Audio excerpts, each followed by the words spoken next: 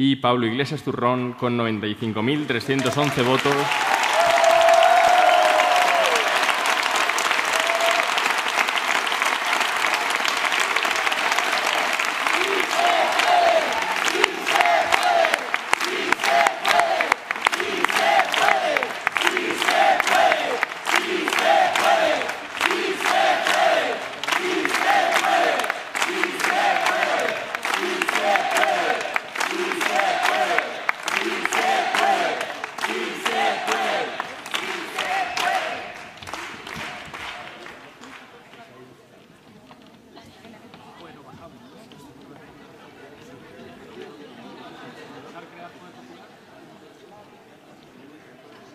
El pueblo unido jamás será vencido.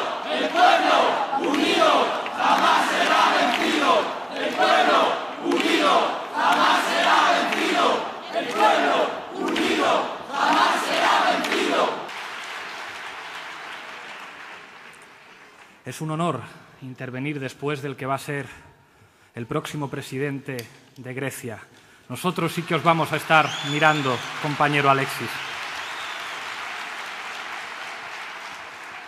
Y es un honor dirigirme a todos vosotros y vosotras por primera vez como secretario general. Pero los importantes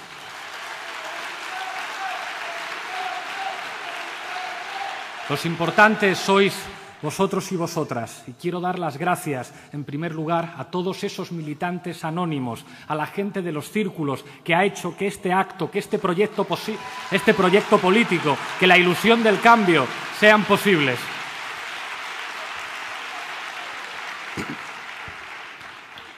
Quiero agradecer la presencia en este acto a los delegados de otras organizaciones de diferentes países. En primer lugar, gracias a la compañera eurodiputada que habéis escuchado del bloque portugués, Marisa Matias. También a la compañera Sana Lepola del Partido de la Izquierda de Finlandia. Gracias por representar al GUE NGL, nuestro grupo parlamentario, el grupo que defiende la soberanía en Europa. Además de Alexis, hay varios compañeros de Syriza, con quienes estamos trabajando en una gran conferencia internacional sobre la deuda. Y quiero saludar muy especialmente a mi compañera eurodiputada, Kostadinka Kuneva, líder del movimiento sindical de limpiadoras griegas, que sufrió un brutal ataque con ácido, pero que no se asustó y que sigue combatiendo por la dignidad. Gracias, compañera. Uno de los personajes irrepetibles de un cineasta genial, de Gillo Pontecorvo, daba una lección política. Decía: es muy difícil comenzar una revolución, más difícil incluso es continuarla, y lo más difícil de todo es ganarla, pero solamente después, cuando hayamos vencido, comenzarán las verdaderas dificultades. En resumen, todavía queda mucho por hacer. ¡Qué gran lección!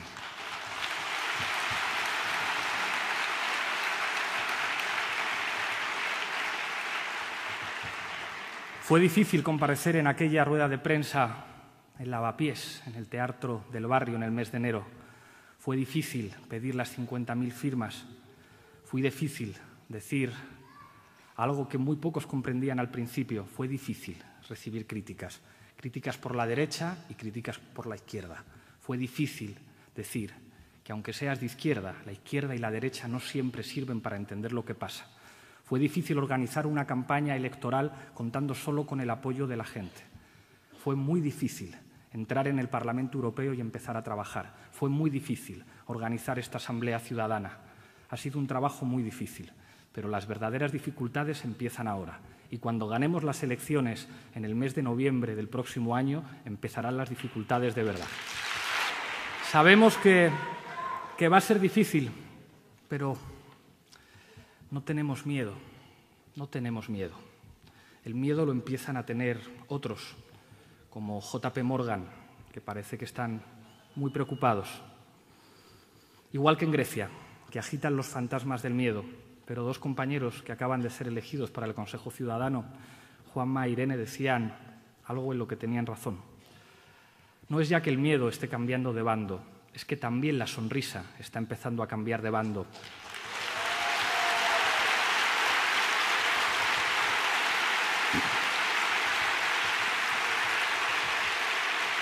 Cuando os insulten, cuando griten, cuando mientan, cuando difamen, sonreíd, porque vamos a ganar.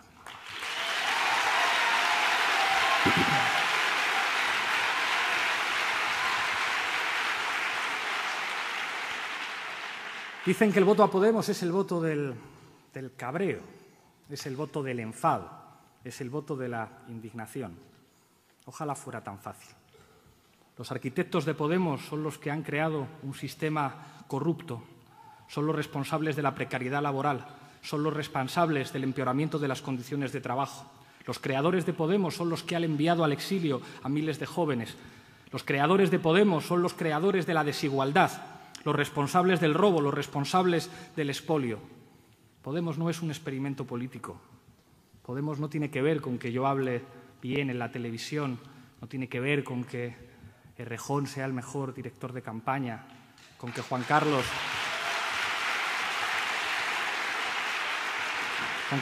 Monedero sea capaz de emocionarnos a todos dando mítines. No tiene que ver con que Carolina sea la mejor analista social y política de este país.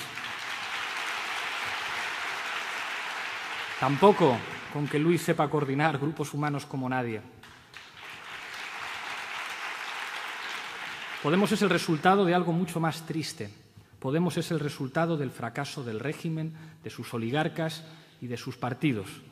Podemos es una respuesta a todos esos viejos de corazón viejo que decían que no se podía. Pues bien, la gente les ha respondido, claro que podemos.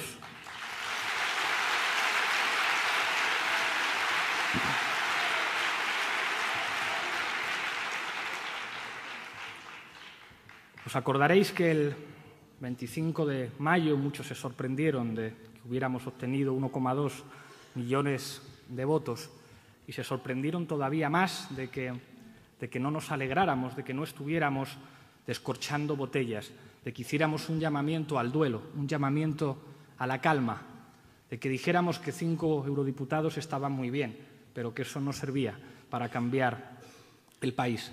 Ese es el trabajo que empieza. Ese es el trabajo que empezó en ese momento. Ese es el trabajo que volvemos a recomenzar ahora.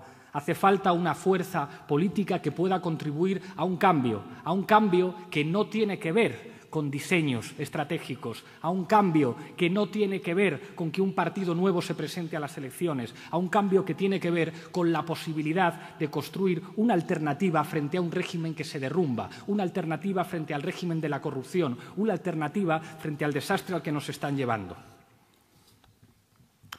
La deuda. Hablaba Alexis de la deuda. Ahora resulta que la deuda está por encima del 100% y nos dicen que lo que hay que hacer es todavía más recortes para ser más competitivos. Y nosotros decimos que hacer más recortes genera más deflación, menos demanda interna, menos capacidad de consumo, más dinero que pagar en los intereses de la deuda. Es una pescadilla que se muerde la cola. Ellos dicen que la culpa de todo esto es que vivimos por encima de nuestras posibilidades y que ahora lo que hay que hacer es asumir las exigencias competitivas del mercado. Nosotros decimos que no, que el problema no es reducir el gasto, el problema es aumentar los ingresos. ¿Sabéis cuál es el país de Europa que más ingresa por impuestos a las grandes fortunas? Dinamarca, cerca del 50% de su PIB. Curiosamente, es el país donde hay menos corrupción de Europa. La corrupción no tiene que ver con manzanas podridas, tiene que ver con pagar impuestos y con democratizar la economía.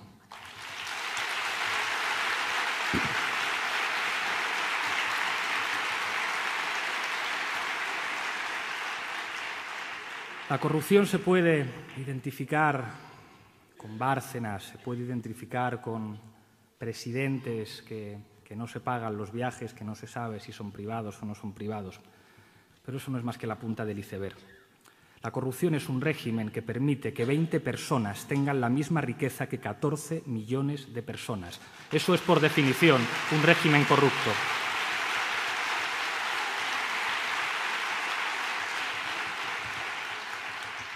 Y ahí nosotros somos algo muy modesto. Podemos es una escoba para barrer la sociedad y una escoba que funcionará en la medida en que esté en las manos de los ciudadanos. Van a agitar el miedo, van a decir que viene el lobo, van a decir que será terrible que exista un gobierno de Podemos. Permítanme que les dé un consejo. Agitar el miedo es una mala estrategia. El miedo no solamente anula la democracia, el miedo es una mala estrategia. Lo que da miedo es que en el último año han crecido en un 24% el número de millonarios. Lo que da miedo es que si seguimos así, en 2028 la natalidad caerá casi un 25%.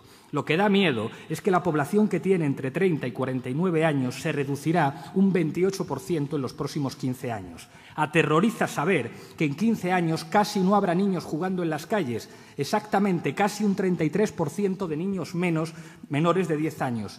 Tener un hijo o dos aumenta del 7 al 11% las posibilidades de ser un trabajador pobre. Eso da miedo. Da miedo que el 15% de los trabajadores sean ya pobres. No podemos. Da miedo que un 65% de las personas que están en riesgo de pobreza no salen de ella cuando encuentran un trabajo. Eso sí da miedo. Da miedo que el 17% de los hogares españoles manifiesta llegar a fin de mes con muchas dificultades, que 8 de cada 10 jóvenes vivan con sus padres, que solamente el 22,3% de las personas entre 16 y 30 años hayan logrado emanciparse. Da miedo que el 48% de las madres no puedan amamantar a sus hijos porque el trabajo se lo impide.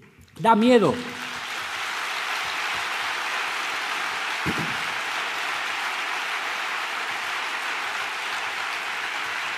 Nosotros defendemos la vida. Defendemos que una mujer decida cuándo quiere tener un hijo.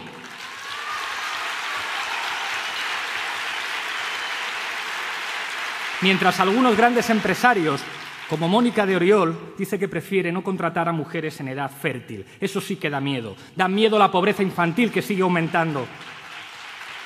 Da miedo que se acaben los servicios públicos, que se cierren hospitales, que se cierren centros de días para mayores, que se cierren escuelas públicas. No podemos. Eso es lo que da miedo.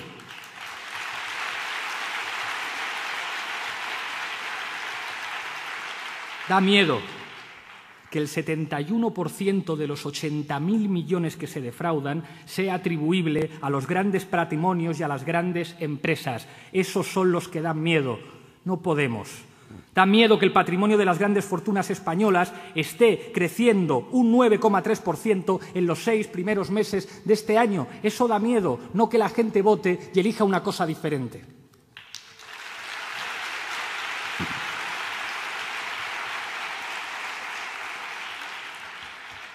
Pero frente al miedo está la sonrisa, frente al miedo está la alegría. Hay un país que defiende la alegría y la dignidad.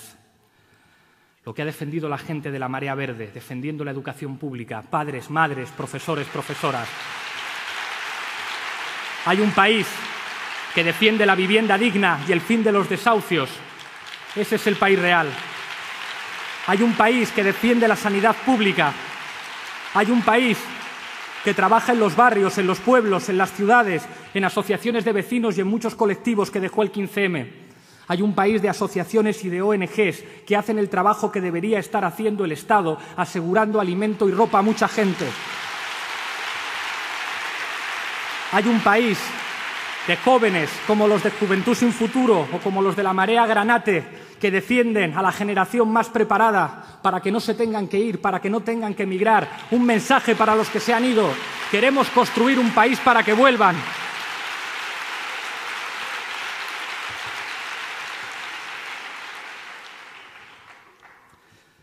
Nos preguntan por las medidas económicas que vamos a tomar. En las elecciones europeas preparamos un programa para Europa, un programa participativo. Ahora tenemos el desafío de preparar un programa para ganar las elecciones generales. Y no puede ser el programa de un partido, tiene que ser el programa de los mejores. Por eso vamos a convocar a los mejores economistas, a los mejores representantes de la sociedad civil para elaborar un programa que sirva para responder a los grandes problemas de este país, al paro, a la desigualdad y a los niveles de endeudamiento. Tenemos una tasa de paro del 23%, con niveles de precariedad y pobreza inaceptables, una deuda desorbitada del 100% del Producto Interior Bruto. En 2008, al inicio de la crisis, cuando la deuda era de un 40,2%, pagábamos 16.000 millones de intereses. En 2015, gracias a las políticas de austeridad, la deuda es del 100% del PIB. Pagaremos más del doble en intereses, 35.500 millones de euros. A mí esto es lo que me da miedo.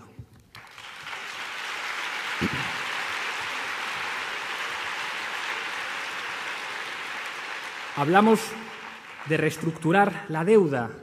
Y no es que lo digamos los de Podemos, es que lo dicen economistas y premios Nobel como Joseph Stiglitz o Paul Krugman. Y últimamente también el execonomista jefe y catedrático de Harvard, Kenneth Rogoff, que dice literalmente: ha sido un error obligar a España, Irlanda o Grecia a pagar absolutamente toda su deuda. Vaya, poco a poco las cosas que íbamos diciendo que eran de sentido común se van convirtiendo en sentido común. Ya cada vez más eurodiputados viajan en turista. No es tan doloroso, no es tan doloroso viajar en turista.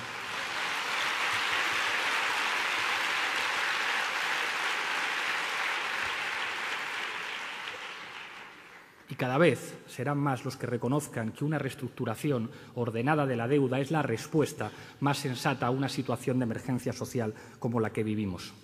Proponemos un plan de rescate ciudadano y un plan de desarrollo económico en el que podamos impulsar un modelo más productivo. Un plan de desarrollo porque arrastramos un modelo económico que le venía muy bien solamente a aquellos que solo saben hacer negocios con el apoyo del Estado. Un modelo precario, inestable e improductivo. Necesitamos desplegar nuevos sectores y nuevas formas de actividad. Esto no se conseguirá sin una fuerte intervención pública al nivel español y a nivel europeo. Pero en la economía española no hacen falta más puentes ni más carreteras pensadas para que unos pocos se lleven comisiones, sino un plan de desarrollo integral que nos saque de la dependencia del ladrillo y del turismo. Para aumentar la productividad hay que llevar a cabo una triple operación: trabajar menos horas, para que se reparta el trabajo, trabajar diferente y cambiar las condiciones de trabajo.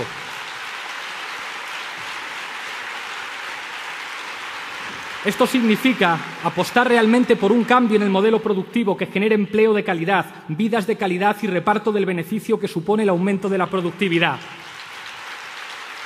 Necesitamos economías más verdes y un nuevo urbanismo sostenible. Movilidad y transporte público, una apuesta firme por la investigación y la intensificación tecnológica, por la nueva industria cualificada y especializada. Un plan que fomente la creación de cooperativas y los proyectos de autoempleo individual y colectivos, proyectos que cuenten con el apoyo de créditos públicos para que puedan ser emprendedores y dejen de ser emprendedores.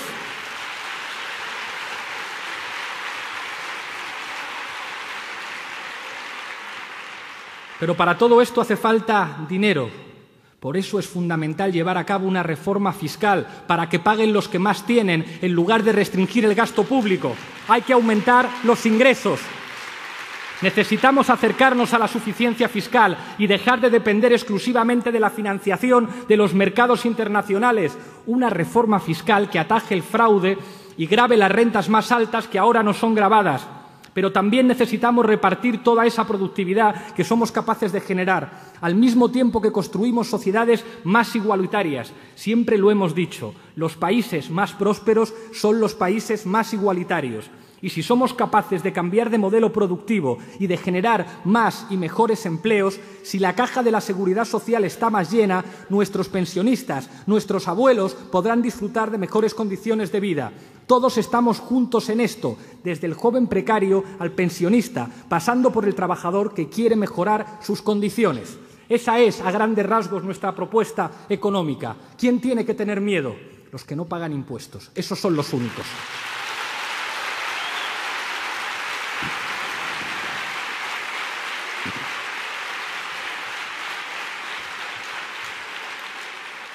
Nos preguntan si somos españoles, y yo digo que sí, pero yo estoy harto de una concepción de España agresiva, una concepción que diga a los demás qué lengua tienen que hablar o de qué nación se tienen que sentir.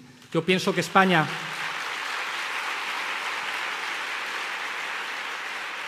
es un país de países, es un país de naciones. Y cuando se nos plantea qué es lo que habría que hacer, nosotros decimos derecho a decidir sobre todas las cosas. Por eso apostamos por un proceso constituyente.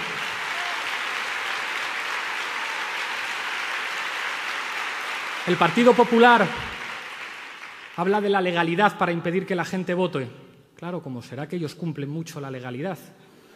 Es que manda narices, es que manda narices. Y a lo mejor esto es polémico, pero yo creo que el Partido Popular y Convergencia y Unió son partidos de la casta que se retroalimentan. Os voy a dar unos datos.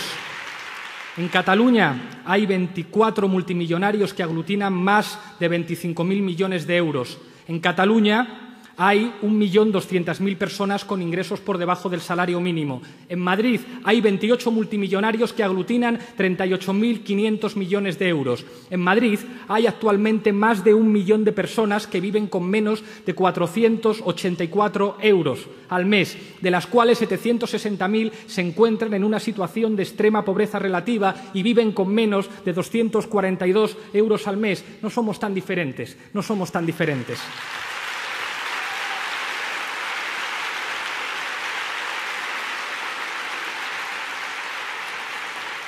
Yo digo que para que haya derecho a decidir hay que decidir sobre la economía y que en un momento en el que estamos en un bucle frente al inmovilismo del Partido Popular o frente a los brindis al sol de la esquerroconvergencia, nosotros decimos, discutamos de todo y con todos, un proceso constituyente para abrir el candado del 78 y que podamos discutir de todos, de democratizar la economía, de la cuestión territorial, de todas y cada una de las cosas.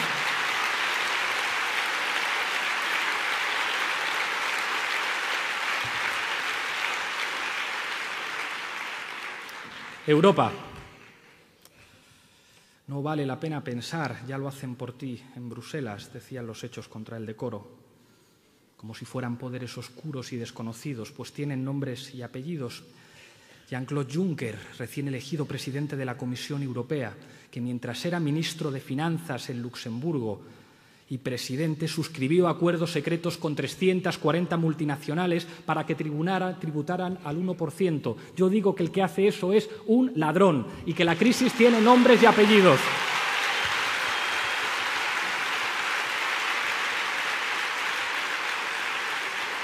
Hubo 4 empresas, 4 consultoras que ayudaron a Jean-Claude Juncker a llevar a cabo esos acuerdos secretos para que los ricos no pagaran impuestos. ¿Sabéis quién estaba al frente de una de ellas? Luis de Guindos, nuestro ministro de Economía.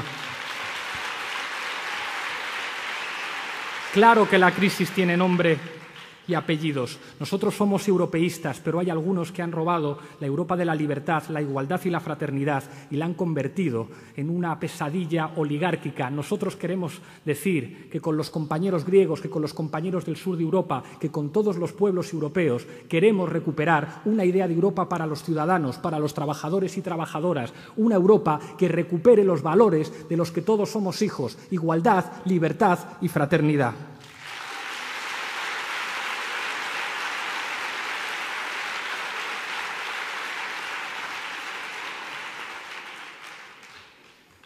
La sonrisa ha cambiado de bando. Les molesta nuestra sonrisa, igual que les molesta que cantemos, ¿verdad? Hay unos compañeros de Móstoles que invito a subir al escenario para que canten con nosotros. Y quiero invitar también a todo el Consejo Ciudadano a que me acompañe aquí, porque vamos a tener que cantar todos juntos. Todos al escenario, por favor. Pero mientras suben,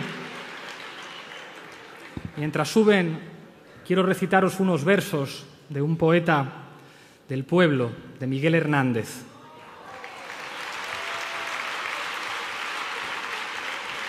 Vientos del pueblo me llevan, vientos del pueblo me arrastran, me esparcen el corazón y me aventan la garganta. Los bueyes doblan la frente, impotentemente mansa. Delante de los castigos, los leones se levantan y al mismo tiempo castigan con su clamorosa zarpa. Querrían que fuéramos un pueblo de bueyes mansos, pero nuestro pueblo, como decía una canción de los hechos contra el decoro, va a ser un grupo de leonas defendiendo a su camada. Juntos podemos, compañeros y compañeras.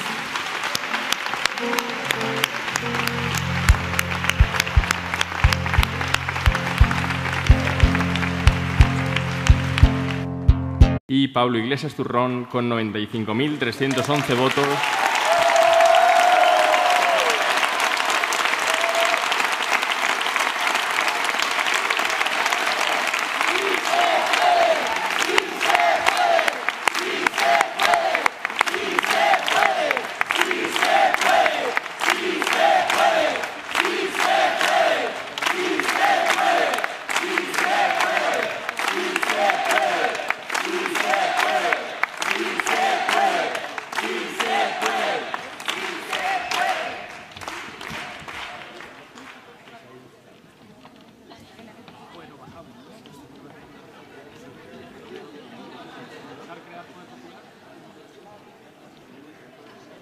pueblo unido jamás será vencido. El pueblo unido jamás será vencido. El pueblo unido jamás será vencido. El pueblo unido jamás será vencido. Es un honor intervenir después del que va a ser el próximo presidente de Grecia. Nosotros sí que os vamos a estar mirando, compañero Alexis. Y es un honor dirigirme a todos vosotros y vosotras por primera vez como secretario general. Pero los importantes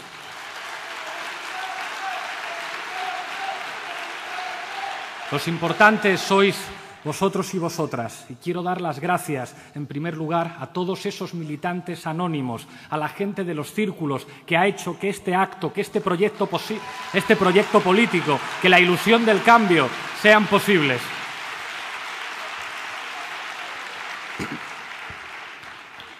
Quiero agradecer la presencia en este acto a los delegados de otras organizaciones de diferentes países. En primer lugar, gracias a la compañera eurodiputada que habéis escuchado del bloque portugués, Marisa Matias.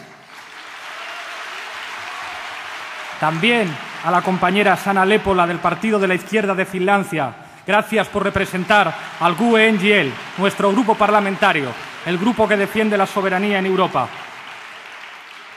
Además de Alexis, hay varios compañeros de Syriza, con quienes estamos trabajando en una gran conferencia internacional sobre la deuda. Y quiero saludar muy especialmente a mi compañera eurodiputada, Kostadinka Kuneva, líder del movimiento sindical de limpiadoras griegas, que sufrió un brutal ataque con ácido, pero que no se asustó y que sigue combatiendo por la dignidad. Gracias, compañera.